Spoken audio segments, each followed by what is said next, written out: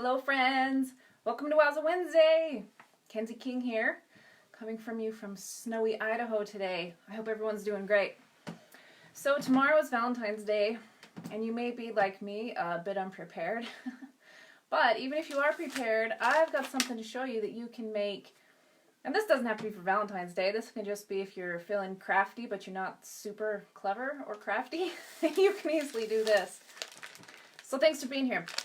This is, hi Brenda. This is just regular old, I drew a blank cardstock. This regular cardstock. You can use just regular old, like computer printer paper if you want. But this is what's keeping us hot today while it's cold outside. This is hot glue gun, if you didn't know. Some people may not know. I mean, I assume everyone knows this is hot glue gun, but they might not. So this is going to be a really easy project. I'm going to do it in celebration of Valentine's Day.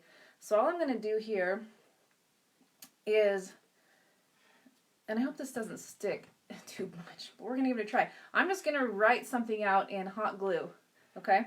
And you'll see how simple it is. I'm just going to write love. Isn't that sweet? Hi, Ray Dawn. So let's get this glue going. Oh. Get this in here. Oh! Fold it, turn it over. That's why there's two sides. Okay, now my glue's ready. So, I don't know what you guys do for Valentine's Day. We're trying to sort out, you know, it changes a little bit, you know, when you've got a 3-year-old. Well, at least in our life it has. The things you go out and do for Valentine's Day.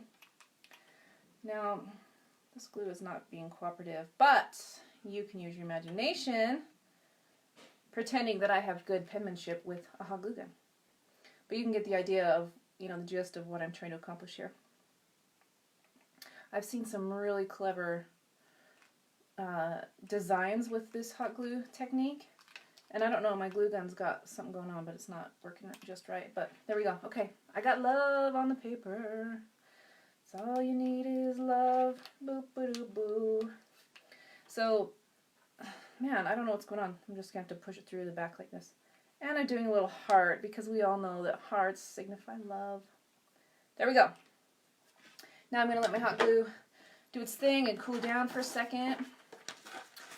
And there we go. Okay. So if you can see it there, I'll put it on an angle. You can maybe see it better. But it's backwards for you because that's how Facebook films things, and I forgot to change it. So I'll let it cool down.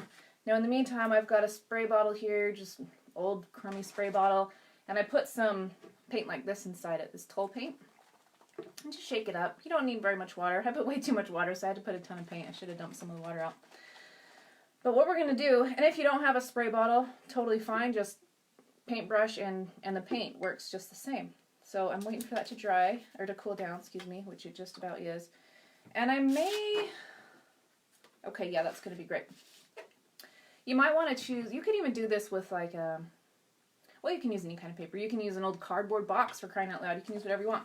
But now that I've got my glue on there, I'm just going to spritz it with this spray bottle. Shake it up a little bit.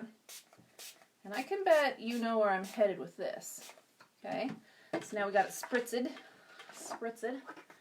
Now we got to let this dry for just a second.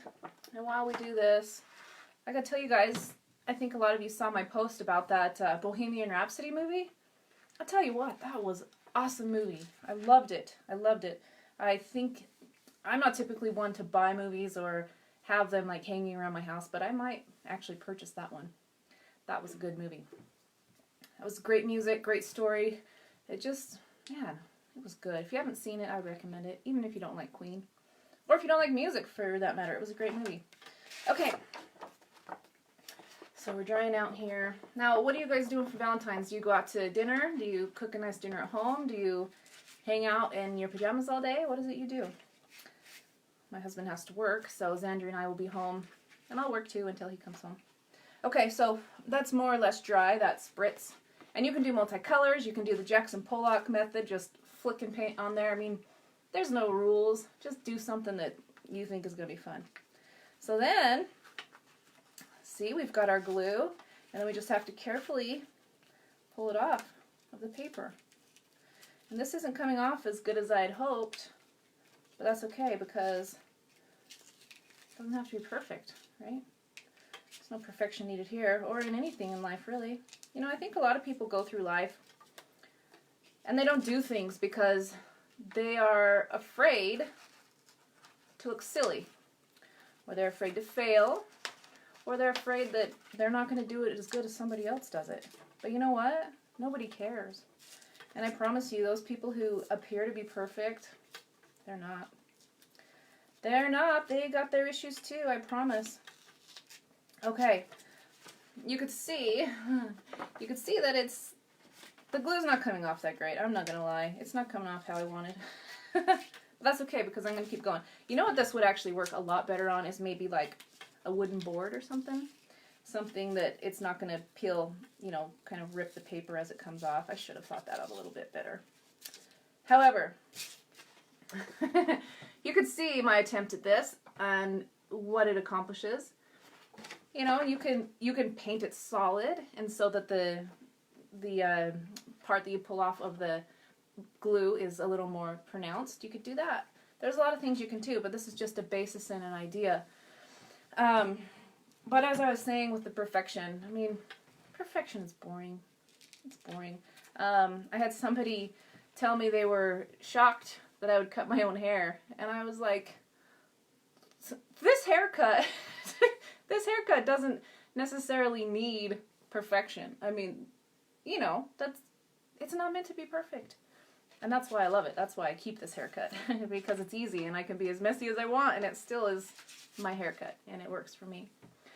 So when you guys have something you feel like you want to do in life, just do it. If you start it and it totally bombs, example, who cares? Now you know how not to do it. And now you know what you can do different next time to make it actually be a success. You know, there's no reason why we have to feel like every time we do something it's impeccable and perfect. The more we do something, the better we get at it, right? So let's strive for that. How about we strive for improvement versus perfection? I think that's a good thing to strive for. It's sort of still the new year, even though we're, you know, halfway through February. But let's just strive for improvement. That's what I'm going to do. I just decided that. I'm going to strive for improvement, even if it's like this big of an improvement every day.